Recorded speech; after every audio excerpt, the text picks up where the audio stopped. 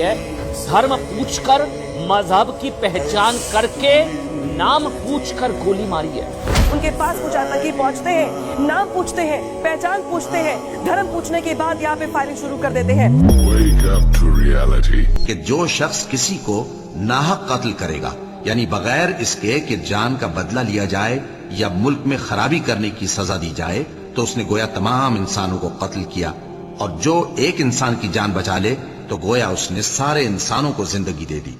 और इन लोगों के पास हमारे पैगंबर रोशन दलीलें ला चुके, फिर उसके बाद भी इनमें बहुत से लोग मुल्क में ज्यादतियां करने वाले हैं। जो लोग अल्लाह और उसके रसूल से लड़ाई करें और मुल्क में फसाद करने को दौड़ते फिरें, उनकी यही सजा है कि बुरी तरह कत्ल कर दिए जाएं या सूली चढ़ा दिए जाएं, या उनके एक एक तरफ के हाथ और एक एक तरफ के पांव काट दिए जाएं, या मुल्क से गायब कर दिए जाएं।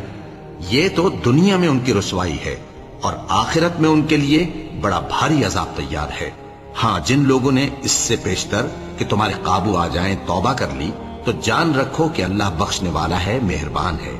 ऐ ईमान वालो, अल्लाह से डरते रहो और उसका कुर्ब तलाश करते रहो, और उसके रास्ते में जिहाद करो ताकि कामयाब हो जाओ।